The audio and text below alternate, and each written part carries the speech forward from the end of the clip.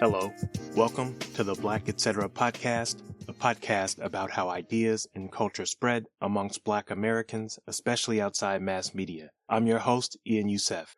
For this episode, my guest is Dr. Aneeka Ayanna Henderson, Associate Professor of American Studies, Sexuality, Women's, and Gender Studies at Amherst College.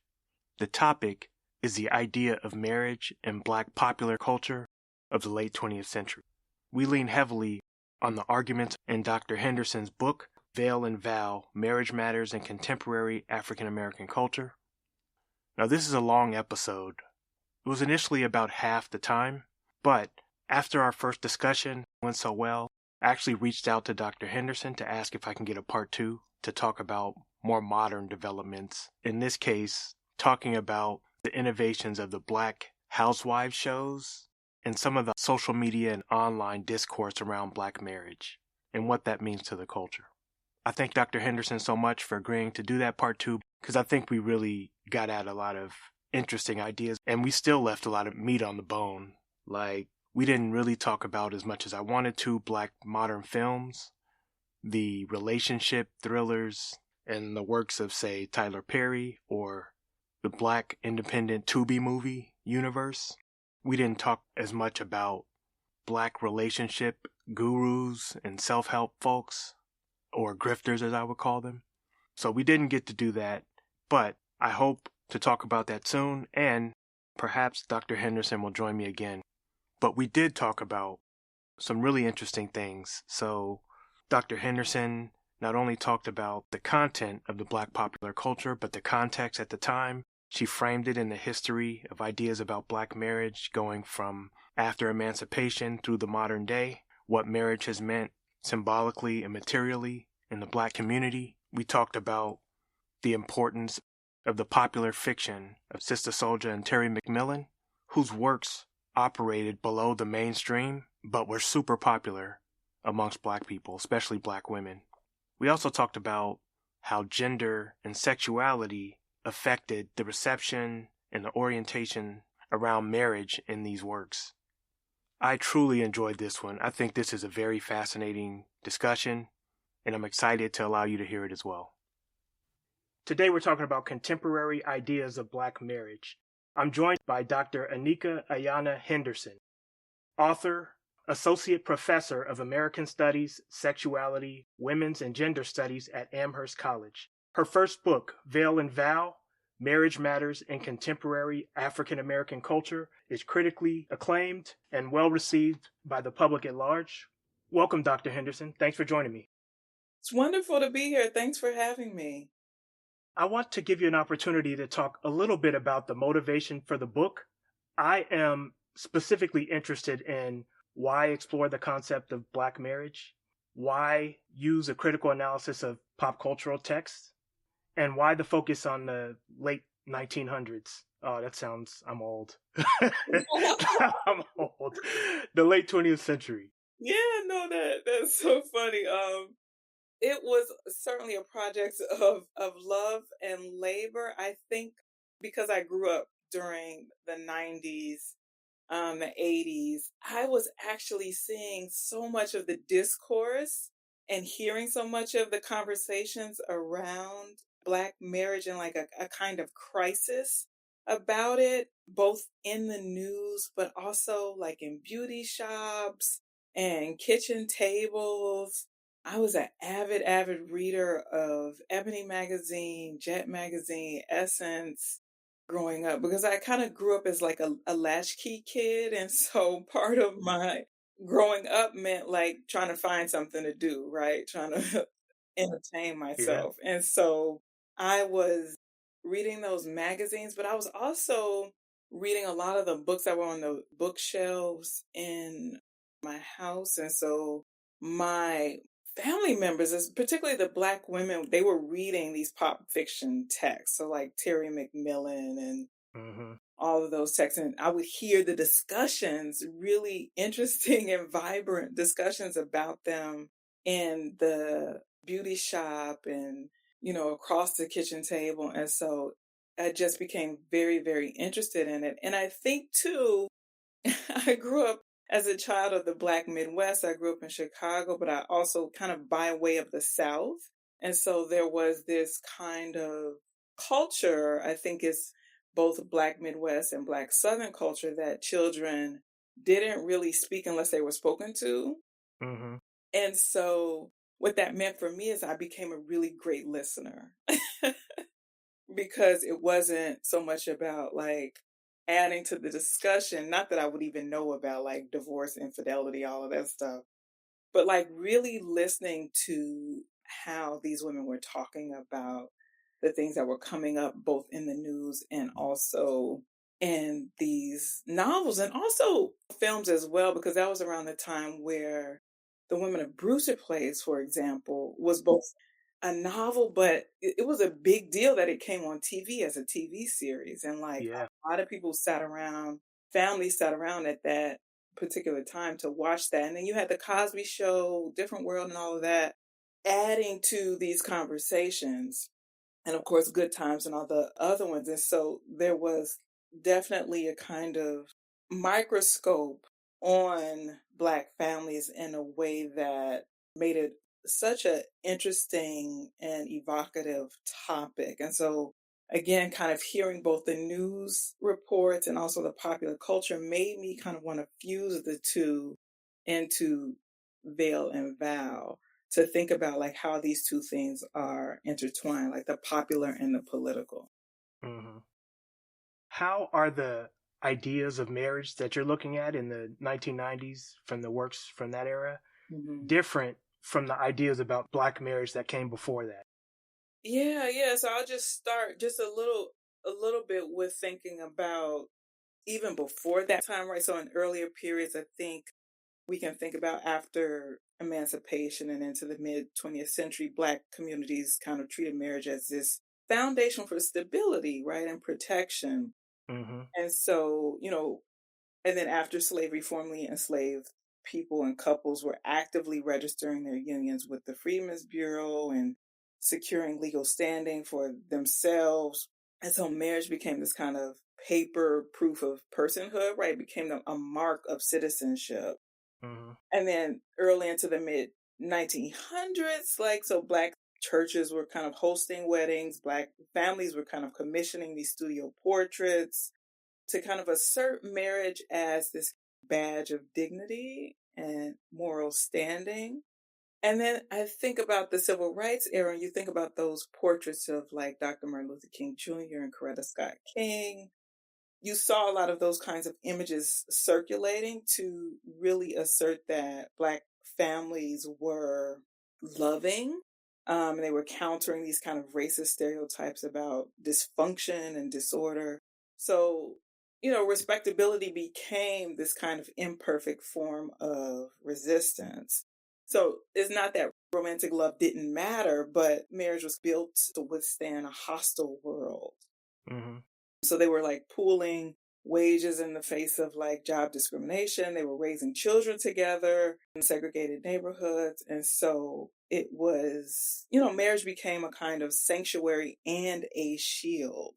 Mm-hmm. In the 1980s forward, the meaning of Black marriage kind of shifted along these demographic changes in which like economic autonomy was expanding for women. So 1970, I think roughly 60% or so of Black adults were married compared to like 70% or so of like the general population. So the gap wasn't that huge. And then by the 90s, the percentage of married Black adults kind of had fallen to around 40% or so, while the national figure hovered closer to like the mid 50s. And then at the same time, legal and financial reforms were altering women's economic positioning. Mm-hmm. And so you had the Equal Credit Opportunity Act of 74, where women could like get credit cards, mortgages, business loans without a male co-signer, right? So greater access to higher education also expanded for all women, but specifically for Black women. Mm-hmm. And so this was kind of reshaping the incentives around marriage. And so as women were able to kind of get housing, build credit, etc., marriage became less of a kind of economic necessity and more of an elective partnership. And that that really complicated traditional gender scripts, right? And changed expectations about what it means to provide and then also power within intimate life. And then also, we can't forget about like Black activists. Female activists specifically were kind of working toward making domestic violence more visible within Black communities. And so that was really challenging the pressure that Black women felt to protect men from public scrutiny at that time. Mm-hmm.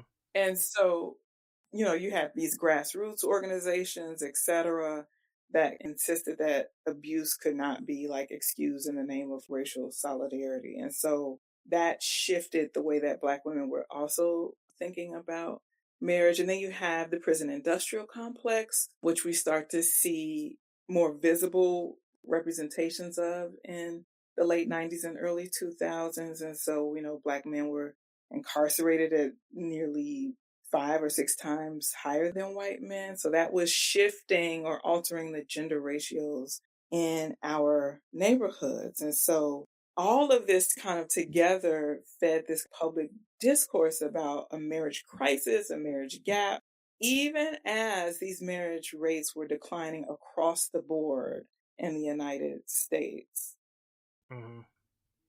In what ways do you think Black people's collective anxieties about romantic relationships are reflected in the pop cultural texts you look at? Yeah, they kind of resurface as these kind of reoccurring questions about trust is a big thing, stability, economic strain for sure.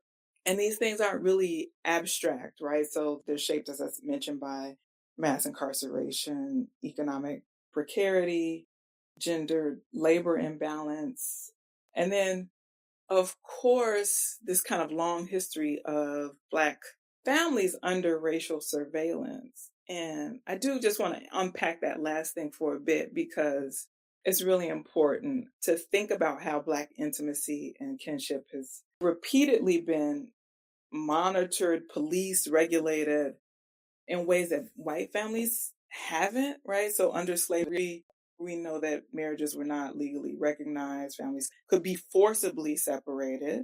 After emancipation, Black unions became newly legible to the state. And then in the 20th century, you have reports like the Moynihan Report, Mm-hmm. which demonized Black families and framed Black family structure as a kind of national, quote unquote, problem. And then welfare policies, which I talk about in the book, really kind of subjected the households to like literal inspection, right? So there's this kind of disproportionate policing and incarceration that have continued to interrupt Black love and Black families, embedding the state inside domestic life. Mm-hmm.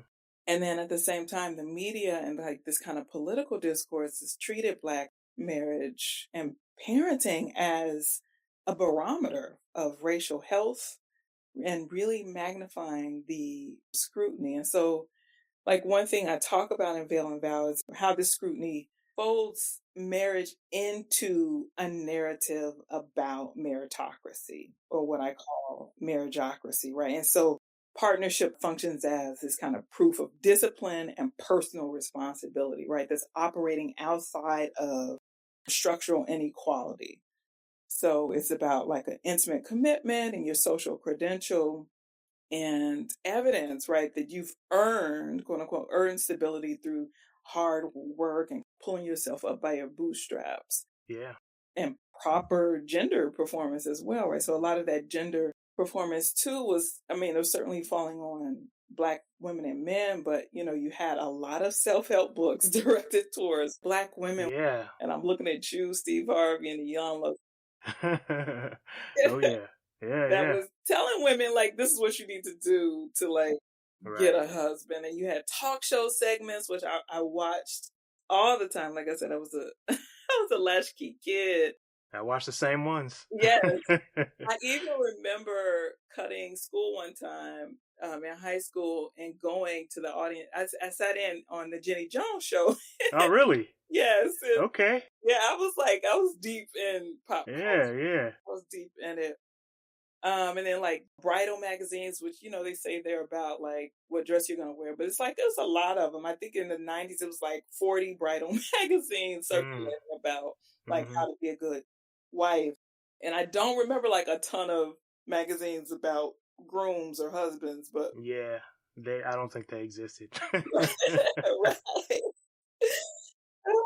And so you had these like, and then structural constraints, right? So unemployment, incarceration, and wealth inequality are often framed as like this kind of individual failure when marriage does not occur. So in this way, like the state's surveillance converges with this kind of neoliberal self-making, this pulling yourself up by your bootstraps. And the result is like this historical pattern in which Black love has unfolded, not only in private, but also under surveillance, under watch, and shaped by these kind of legal regulations and economic constraints that really continue to inform our anxieties about the stability, the legitimacy, and the worth. And so, like, what looks like melodrama is often structure in disguise. And so we're translating policy and poverty into this pillow talk in these texts. And so you have novels by Terry McMillan and Disappearing Acts, I'm thinking of, and Waiting to Exhale, and then Sister Souljah's Coldest Winter Ever, along with a slew of films. They kind of dramatize betrayal, right? And this kind of fatigue of loving someone who is emotionally unavailable, right? And so anxiety is like heartbreak, and it's like about this kind of overextension, like this fear of pouring into a partnership that isn't pouring back. And so the male characters in these books and films, they kind of rehearse these concerns about loyalty and pride and this kind of strain of performing stability in these unstable conditions. And of course, they're often centered on or aligned with or helping us think about Black middle class professionals, right, at the center of like, Black middle class couples trying to extend their careers or be professionally ambitious while, trying to get married. And so the weddings, particularly if you think about the best man, becomes like this pressure point, right? Secrets come to the surface, and there is a big question about like, is success going to destabilize intimacy? Or can we have the two, professional ambitions and this healthy marriage? And I think about like more recently, right? So you got these podcasts and the social media debates. I'm thinking about, I keep seeing this high value men conversation. Oh, yeah. And then of course, like about submission. And I think it's also about like Black women's kind of rising educational attainment and earning. It appears as both a source of empowerment, but also friction. And I think these anxieties kind of reoccur, right? So there's this fear of abandonment and betrayal, which I think is rooted in a historical instability. And then second, this tension, this friction between independence and interdependence as Black women get more autonomy and independence. And then third, I think it's about these traditional scripts of masculinity and femininity, and if they still function in these precarious economic times, right? Because we see this recurring with like trad wives, right? And particularly precarious economic times. So pop culture kind of renders these pressures audible and visible. That's true. Yeah. We were talking earlier about how these scripts and these tensions go back so far, even before marriage rates were that low for Black folks, right? In the 50s and the 60s, you still see stories in popular Black media like Jet talking about marriage, Black relationships in ways that sound modern, actually, even when the underlying data, the stats are totally different. Yes, absolutely. You mentioned Sister Souljah. I wanted to talk about her for a second. Yeah. I thought it was really fascinating the way you talked about her in your book, because also as a kid of the 90s, I knew her from Public Enemy.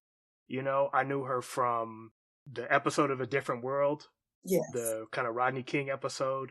I Yeah. knew her from these talk shows, like she's on Donahue sparring with Cornel West and like Yes. Racist. Yeah. So I knew her as like a black political cultural figure. The mainstream media knew her as, oh, she's the black ideologue on the left who Bill Clinton had to condemn to be considered conservative enough or centrist enough to win the presidency in 92. And Right. so even now today, they use her name. The Sister Soldier moment is throwing a black person who's on the left or thought of as being on the left under the bus to show that you're not too beholden to them, right? Yes. Yeah. But in the work she wrote, her books, you were mentioning how she's talking about these relationships in ways that I totally didn't associate her with this. I mean, I knew about her books, but I didn't really understand the extent to which these were not necessarily formally political texts in the ways that she had been, but they're political, but they're about black relationships, they're about class, they're about a lot of things. But I had no idea that she kind of had this second life. Yeah. Yeah. I think it was so interesting. Like you said, she was on all these different public stages, a member of Public Enemy. And then she publishes this book. And I mean, it was so incredibly popular when it came out. And, I don't even remember a lot of advertisement for it, Mm-hmm. honestly. I don't remember a lot of commercials or, anything like that. It was just like, it was so incredibly popular without this kind of engine behind it. It was like Yeah. passed through, conversations at beauty shops, etc., where people were just devouring it. And that was also around the time of like this rise of Black book clubs too, which I think helped as well. But she had a really big following and she wrote a novel that really connected with the time, right? Mm-hmm. It was like this backdrop of hip hop, and that was it's around the time of like the rise of hip hop, which helped the popularity of her novel. And it was also centering this Black female protagonist, which was gaining popularity during that time, right? So Terry McMillan had published her book where she was centering Black women, so it was kind of fitting within that cultural moment.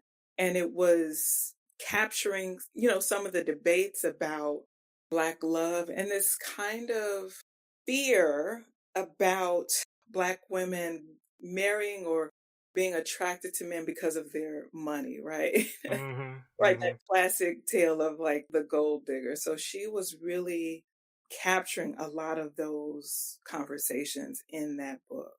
She was. Yeah, and it's harder for people who are younger to really understand how things were, but there was a divide between mass fiction, not just with black folks, with everybody, and Yeah. like critically acclaimed, quote unquote, serious literature. Yes. And so those two were not the same world, right? No. Even though it was so popular, this was not being talked about in the mainstream, right? There were black scholars talking about it, but yeah, it was totally independent of the traditional New York Times art critic type literary critic spaces.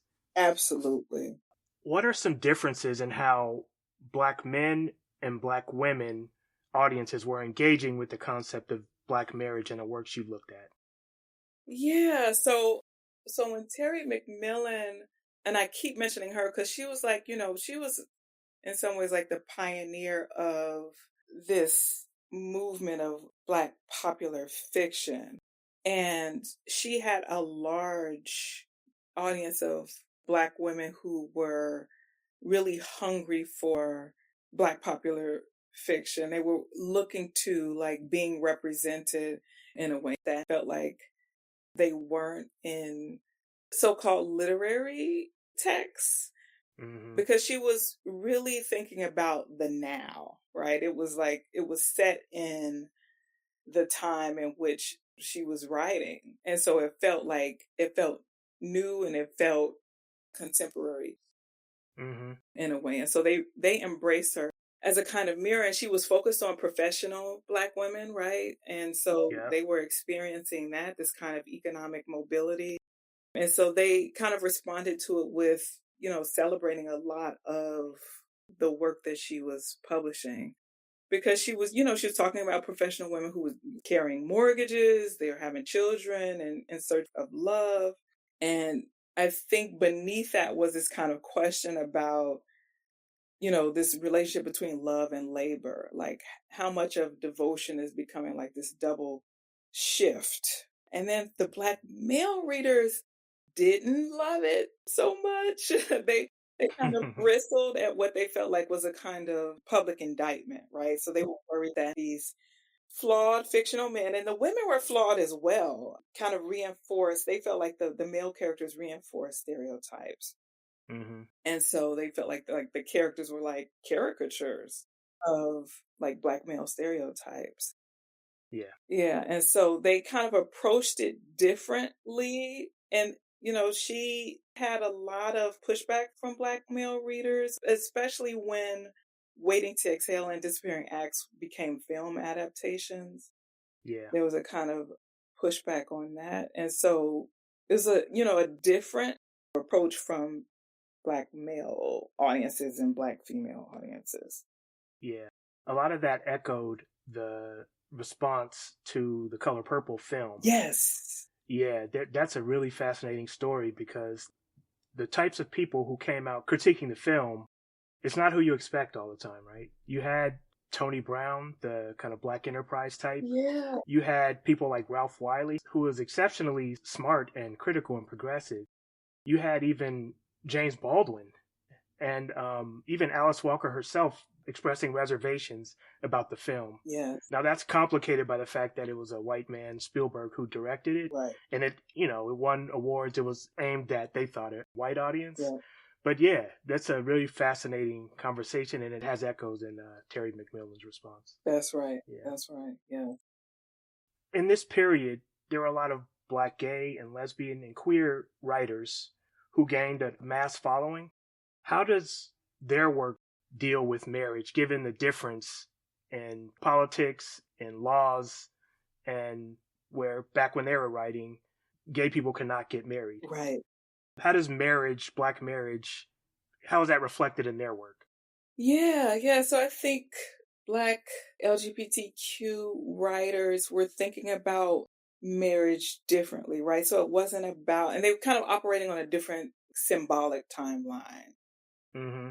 So, like you mentioned, the 90s, same-sex marriage was not legal, right? So just to go back to like thinking about the women of Brewster Place, the queer characters in that, they're not like really building toward a wedding, right? They're building toward visibility or like self-naming and choosing intimacy. And so like marriage isn't like the horizon in the same way that it is in like, say, Waiting to Exhale. Like survival is the main concern, right? So love kind of appears as like this kind of quiet rebellion against erasure. And then I think about writers like Elin Harris, who was incredibly popular during that time as well. The central tension in his work is often about like secrecy and disclosure, right? So the question isn't like, when is the wedding, but like, who can know us and like at what cost, right?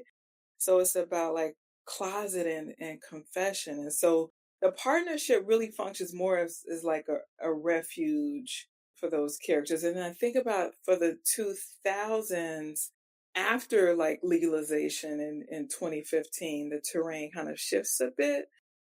So like a film like Pariah by Dee Rees, who I write about that film in a separate project, she's kind of depicting these intimate reckonings with like sexuality, of course, but alongside family expectation and coming of age and like longing for this relational legitimacy.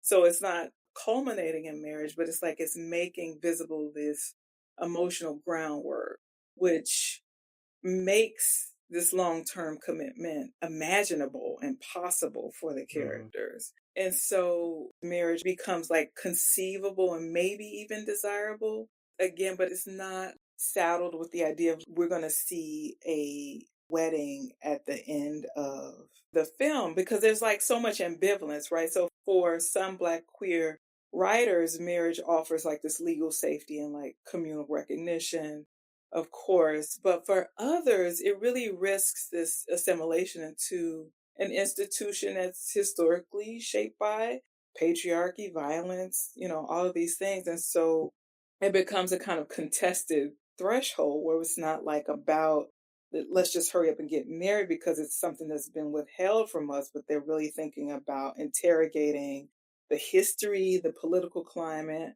all of those things. And so you think about Black queer love alongside Black hetero love has long flourished and been a part of Black communities beyond the state's blessing, right? And so marriage, when it arrives, it's already, a part of this language about your chosen kin or kinship systems and a kind of intimacy that is forged in fire, right? Because for both communities, it's been withheld from them. Okay, so we've been talking a lot about the 90s and the early 2000s and Black popular culture and what they have to say about Black marriage. Since then, I think some of the biggest developments in popular culture have been, for one, the Black Housewives shows. As a genre, I find it kind of interesting because for the Black women mostly, I mean, I guess this is partially true for the white shows, but especially for the Black shows. Several of the women on these shows have public, successful careers, and they may not even be married. In no way are they housewives, right? Why do they need that trope? Yeah, that's a great question, Ian. So I think I want to go back in time just for a moment because I grew up watching soap operas, right? And it was because like my mother and my grandmother watched them, and back then you kind of had to watch what the adults in the house were watching. Right, there was one TV. There was one TV, yeah. Exactly. And so like I watched a little bit of Guiding Light, but I paid the most attention to All My Children and One Life to Live. And those were kind of originally marketed to housewives and stay-at-home moms. And even though they didn't have predominantly Black characters, Black people, especially Black working mothers and wives, not necessarily stay-at-home mothers or wives, were watching them because we just didn't have as many choices as we do now with multiple streaming, and you can go to YouTube and see all kinds of content. And, those of us who might remember that like Michael B. Jordan was on All My Children. Yeah. And he just got a shout out from Susan Lucci for after the Oscar win. Yes. Yeah. Yes. My spouse was like, "Oh, yeah, I remember him from The Wire." I'm like, "No, the A1 Day Ones, no. He was on All My Children." And so in the 90s, Little Kim had mentioned Erica Kane in like one of her songs. Who was a character in All My Children. And so these shows like had this really diverse audience. And if we think about like the timeline, right? So All My Children, for example, I think aired its last episode in 2011. And then Real Housewives of Atlanta, we meet Phaedra and, all of them in 2008. And so in some ways it was filling a void that was like on the horizon, right? And captured these viewers who were kind of lamenting the end of like their favorite soap operas, which are also not operas, right? So if we're thinking about how these titles work. And so in some ways it arrives at a really great moment. And then they also succeed because, like you mentioned, they're not necessarily really about being a housewife, and rarely are they housewives.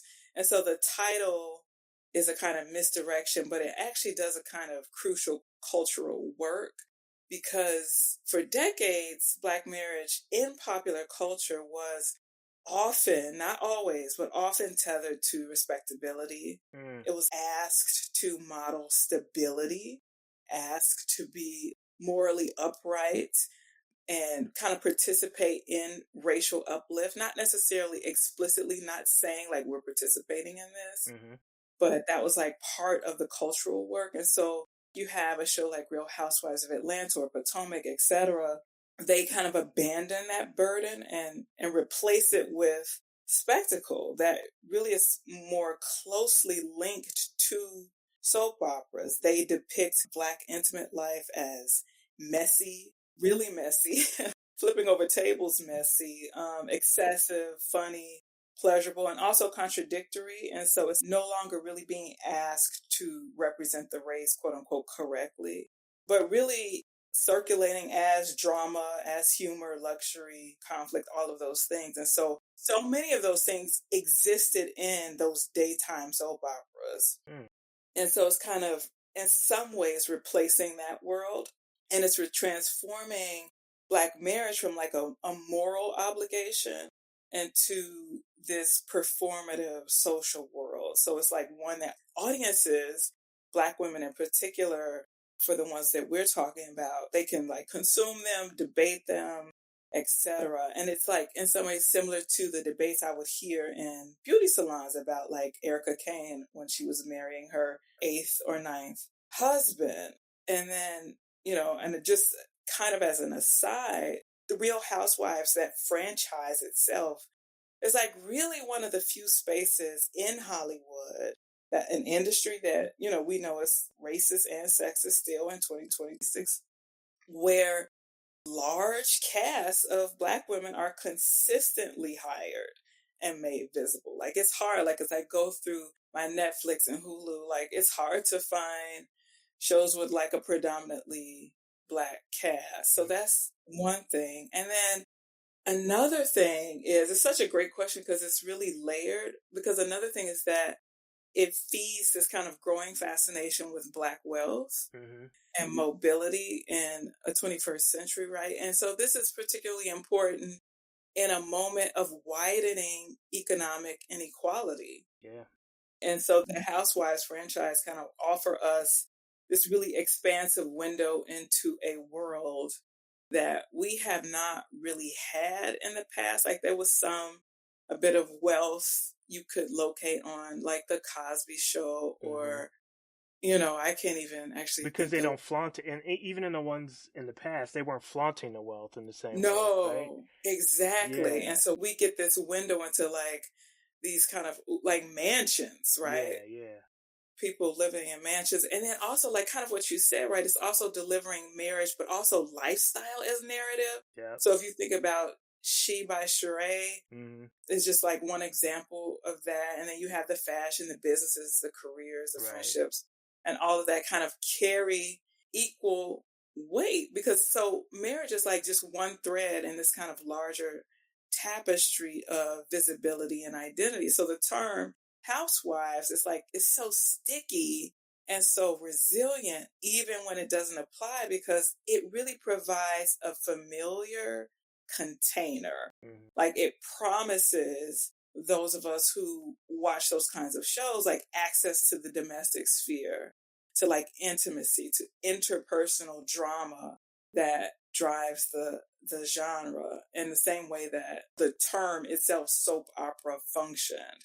And so Housewives is like this label that functions like a contract with the viewer, right? So it's signaling that what matters here in this world are like the friendships, the enemies, the status, the career, and really the choreography of women's social worlds, right? It really sells that and it promises that. And then there's like a historical revision that's at work here as well, right? Because the figure of the housewife, you know, that's really racially coded as white, is coded as suburban, and economically dependent on men, right? So if in terms of pop culture, people might think of like a Betty Draper on Mad Men. And then older generations might think of like June Cleaver on Leave It to Beaver. So this category has really largely excluded Black women. And so by these women occupying that frame and inhabiting this label on their own terms, they really kind of reshape it, right? So they fold into it like career, financial autonomy, and self branding. And so the mismatch in some ways is like the point, Right. because the genre stages that redefinition of domestic femininity under Black conditions, where like being a housewife, a quote unquote housewife, no longer requires the erasure of one's ambition or one's visibility, because we know that Black women have always worked outside of the home. And that's, of course, not to say that there were no Black stay-at-home wives in the 20th century, but Black women have a long history of working outside of the home. And so, like, in this Bravo Real Housewives context, marriage is not really the narrative center, especially when you think about Black women and how they have conducted their lives. Like I just mentioned, like they've worked outside of the home, they've had multiple forms of engaging with the world. So it's just the marriage thing, being a wife is just like one storyline among many. Their professional identities, their friendship networks, their personal branding often matter just as much, if not more. And I think that really reflects a broader shift in how Black middle and upper middle class life is lived and imagined, where like the self is not contained and like solely defined by marriage or one's relationship to a man, but really moves across these multiple spheres of recognition and identity. So really the genre itself, it took off because it arrived at the right moment. Mm-hmm. Reality TV was expanding, and reality TV also is just much cheaper to make than scripted TV. Yeah. Yes. And then social media amplified these personalities, the catchphrases and the memes. Like I was watching the Oscars and they were talking about how Leonardo DiCaprio is like the king of memes.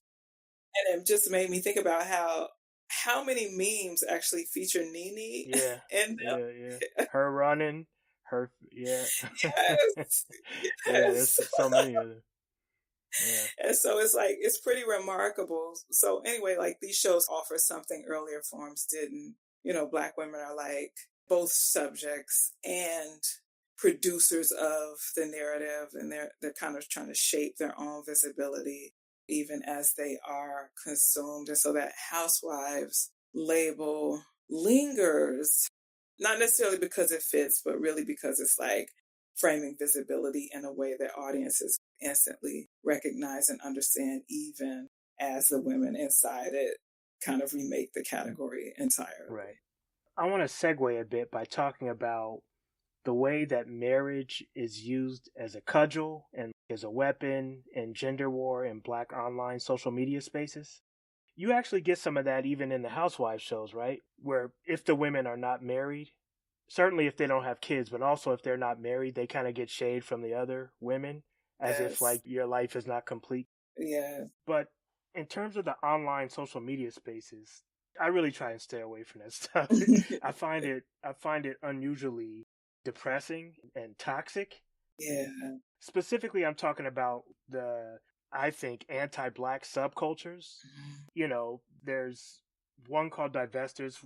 It's not just I have a preference for interracial dating for Black women, right? It's like we need to leave Black men in our society behind. We need to like divest from them. And there's a corresponding one for Black men relating to Black women called Save Yourself Black Men.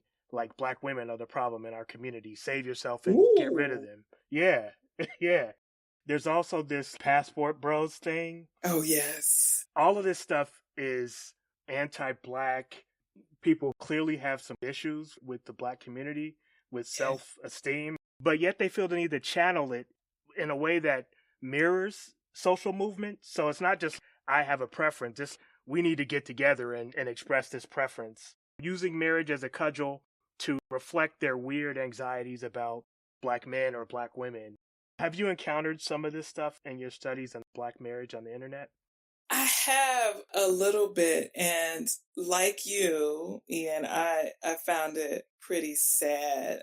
And when I encountered it, I was trying to like actively change my algorithm, because once you get into one, they just send you a bunch of other things, and it's like Yeah. preaching to the choir sort of thing, where they assume you are in agreement. And it's also weird too, just like you said, like it's not just about one person having these preferences. It's kind of like evangelical. Yeah. Like they're trying to convince themselves that it's right, or, that it's not weird. Yes, yes. Yeah. So I've only seen a little bit of these. I haven't seen a lot of the message boards, but I have seen like different posts, like quick posts.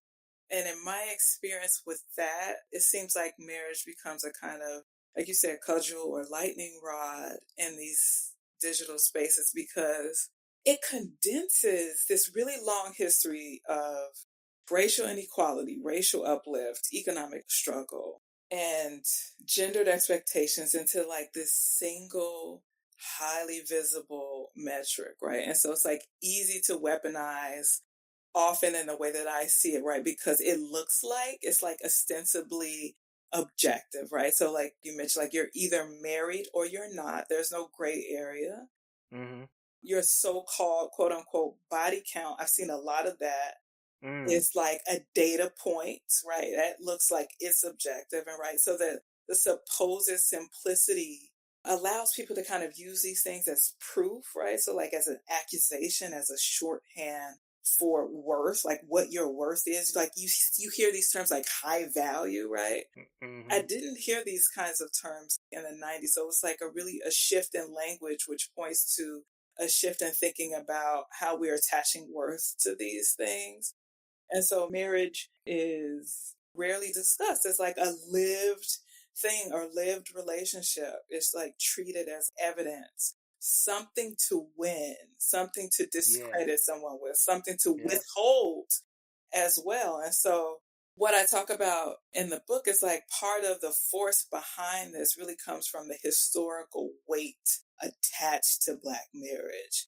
Because for much of the 20th century, the government and the media, marriage was like framed as this corrective to racial inequality. And so you can see that showing up in these discussions, right? So that's why part of the reason why they're like appealing to the community, right? Because it's a part of like a corrective to racial inequality in this community, right? It's seen as a stabilizing institution that could counter disorder and counter inequality. And so that legacy really lingers, even if people aren't like explicitly saying that. And so when people argue about marriage, they're not just like arguing about the relationships, they're like invoking a moral framework like tied to all of these things: respectability, discipline, and like collective progress of Black people as a whole. And so marriage becomes this kind of proxy battlefield for like these much larger questions about responsibility, community, power, inequality is thrown in there as well. And then social media really intensifies that dynamic by rewarding the conflict and the compression, right? So the platforms really favor these sharp, declarative claims that really are not interested in nuance and not interested in citational integrity. So like these complex structural issues are often kind of flattened into interpersonal blame, right? So we're making the individual stand in for the structure. Economic precarity, domestic violence, mass incarceration, educational disparities, and even our like changing labor markets are like difficult to narrate in a single viral post.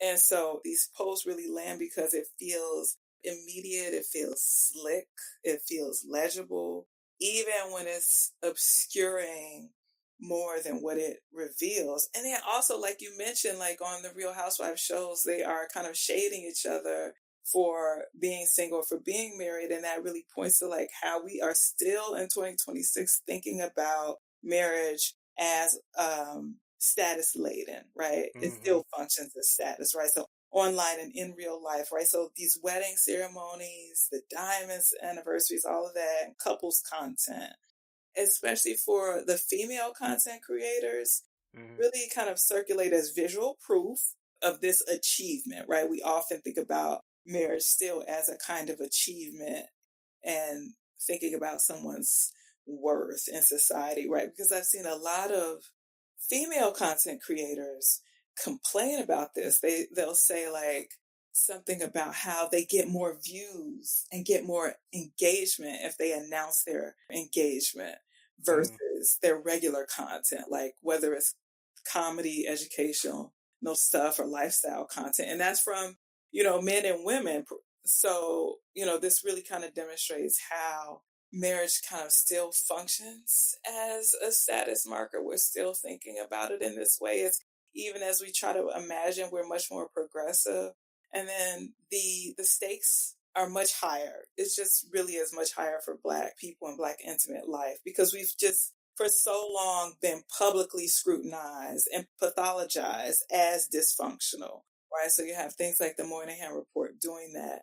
And that really continues to echo in contemporary discourse. We don't even need the physical or literal Moynihan Report anymore. We still see the afterlives of it in our kinds of conversations where like the family structure is treated as a diagnostic of communal health, like how the Black community is doing. And so social media inherits those discussions, that gaze, and distributes it. And so marriage becomes this kind of tool for that policing and as a way to measure who is doing Black life, quote unquote, correctly. And then what really gets lost in all of this is like a sense of interiority or a sense of someone's inner life, because the private affective dimensions of partnership really kind of disappear behind like the metrics and the talking points. And right. So marriage is reduced to timing. Did you do it too late? Did you do it too early? Submission. Who's going to submit? What does it mean? Continues to be a popular topic. Leadership in the marriage. And then statistics about rates and outcomes, et cetera. And so like the complexity of a marriage, like the love, right? The care, the desire, all of that.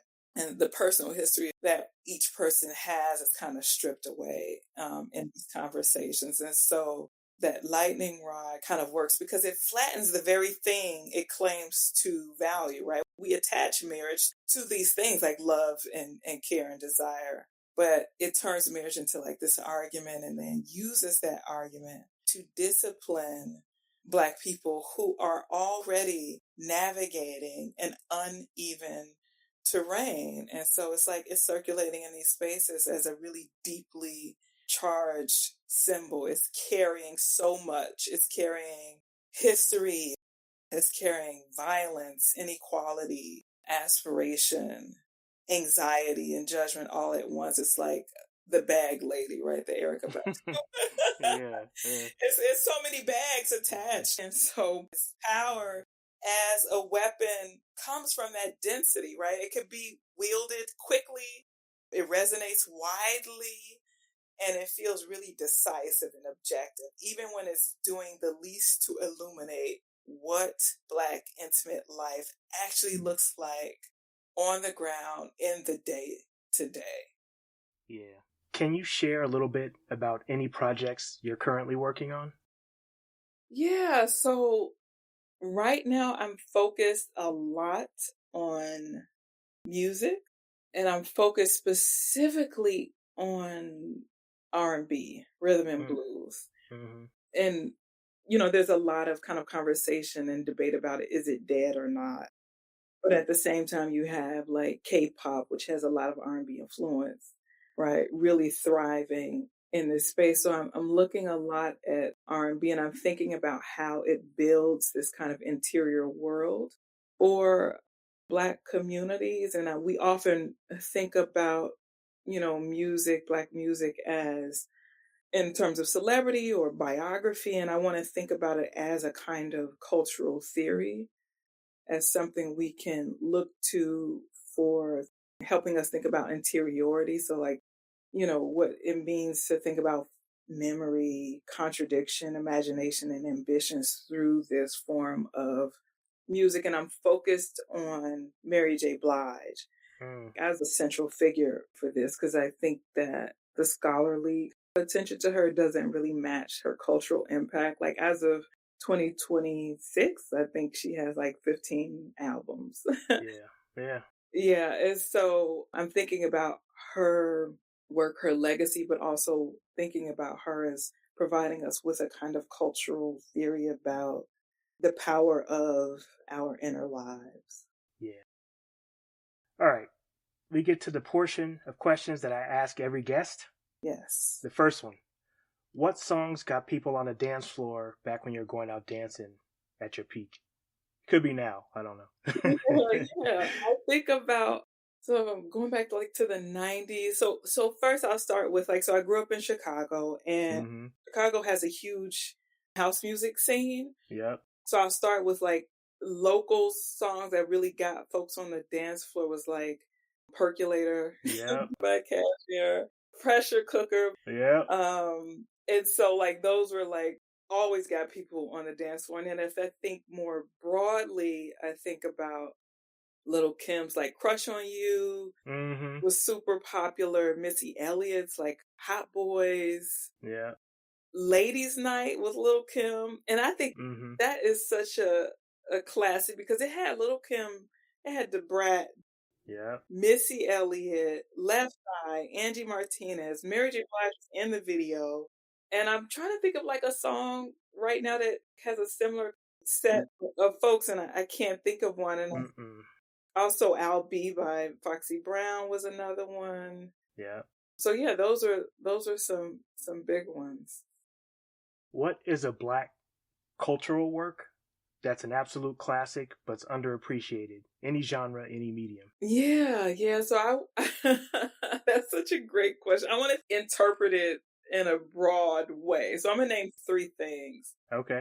One is Vibe magazine. Mm. Absolute classic.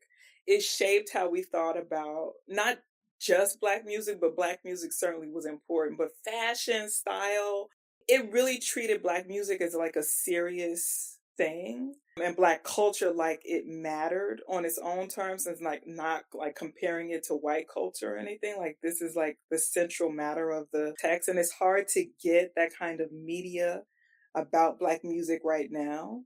Yeah. And so I think about that as with serious journalists, Yeah. and so that was a Bible for me, Vibe magazine. I loved that text. So the second thing I'll say is Double Dutch. Mm. I think that's underappreciated, underfunded. You would see on the sidewalks, right? Black girls playing that schoolyards. We played it at recess. It requires skill, rhythm, teamwork. You had to have confidence, timing.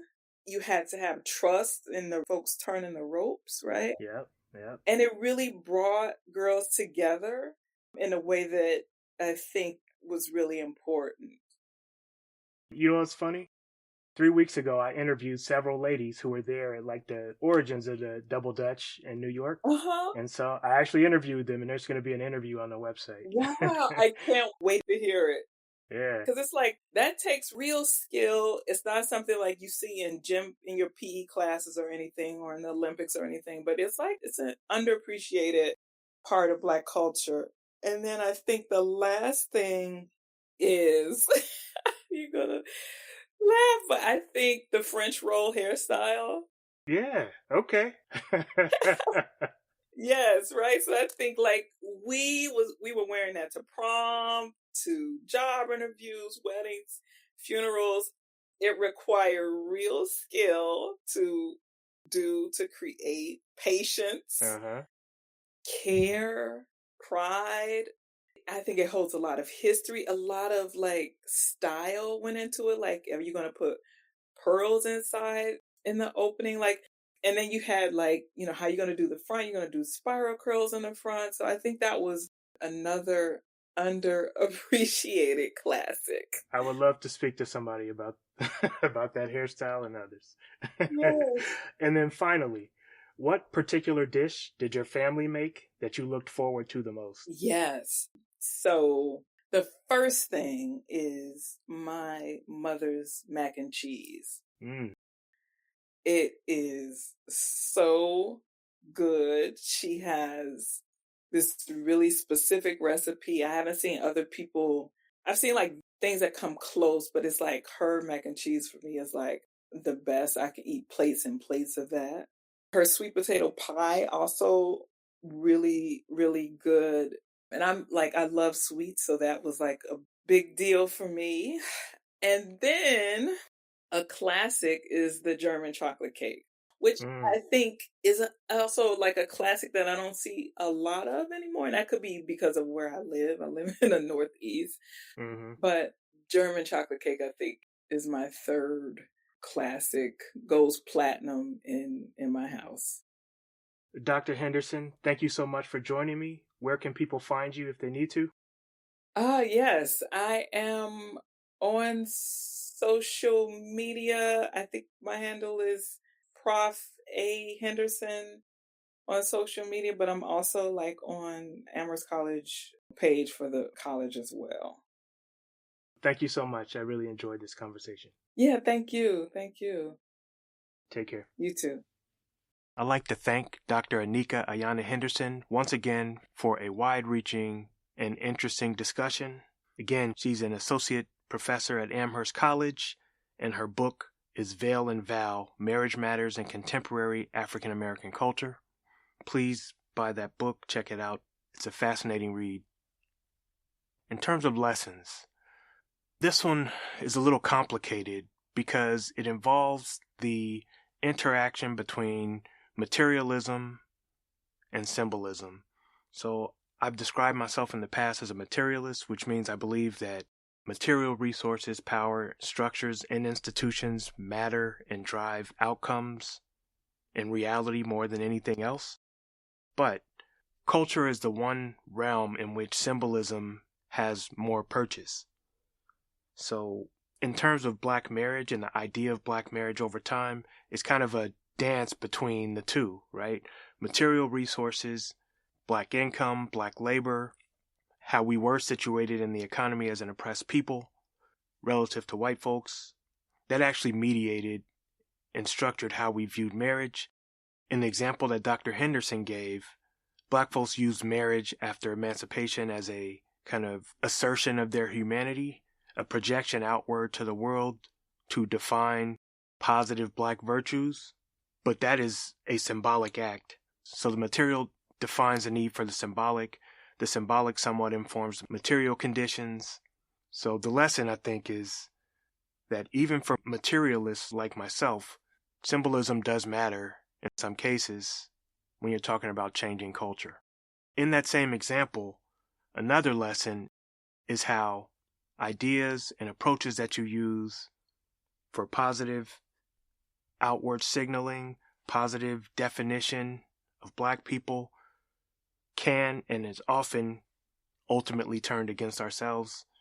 In the case of marriage, it went from a outward assertion of collective Black dignity and humanity, albeit imperfect, with respectability politics, to used as a weapon against those of us within the community who don't aspire to or achieve that outcome, marriage. So now, in some instances, in a lot of instances, Black folks who aren't getting married and who don't want to get married are viewed as lesser.